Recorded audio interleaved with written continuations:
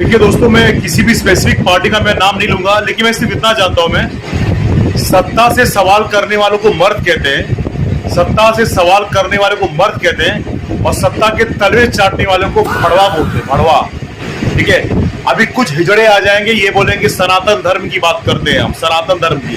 एक बात मुझे बताओ, जब राम मंदिर में चोरी हुआ और राम भगवान के नाम पर वोट लिया गया, राम भगवान को छोटा दिखाकर एक गधे का फोटो उसके बाजू में लगाया गया,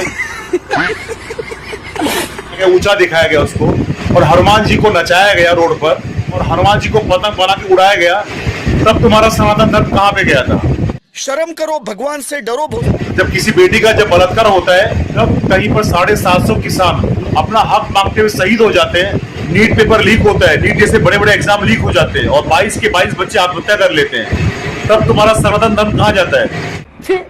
तब तुम्हारी भावनाएं आहत नहीं होती है। सच तो ये, तुम सनातन धर्म के नहीं हो, तुम एक पार्टी के दलाल हो, जो देश में दंगा फैलाने का और जहर घोलने का काम करते हो। जब गाय काटने वाली कंपनी से एक पार्टी ने 100 करोड़ रुपए का चंदा लिया, और सारी बड़ी से बड़ी गाय काटने वाली कंपनी हमारे भारत देश में है, तुम्हारी औकात ये नहीं कि तुम उन पर जाके हमला कर सको या तुम कुछ बोल सको, क्योंकि पता है तुम्हारा बाप वहां से चंदा लेता है और वहां से तुम्हें तुम्हारी दलाली आती है।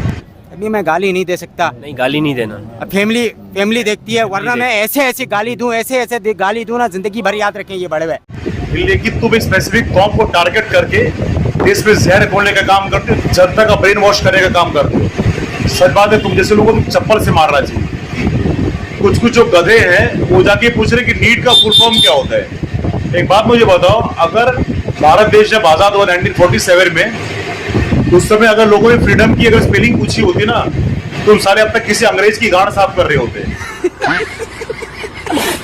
समझे?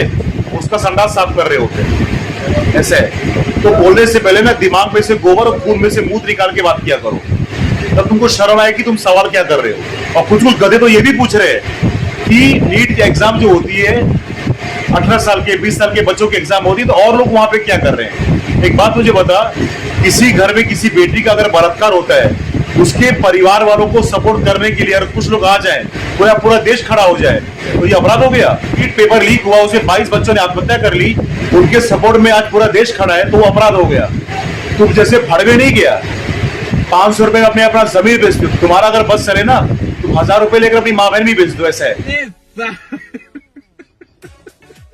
और इस समय खबर ये भी सुनने में आ रही है कि जो व्यक्ति वहां पे आंदोलन कर रहे हैं, उनको रोकने के लिए आप पुलिस से लेके पुलिस सुरक्षा बल, बहुत सारे जो सिक्योरिटी गार्ड वहां पर आ गए हैं। एक बात मुझे बताओ, जब पहलगाम हुआ, पुलवामा हुआ और बड़े बड़े आतंकवादी हमले हुए, तो उस समय सिक्योरिटी कहां पे गई थी? मुझे क्रेडिट नहीं चाहिए।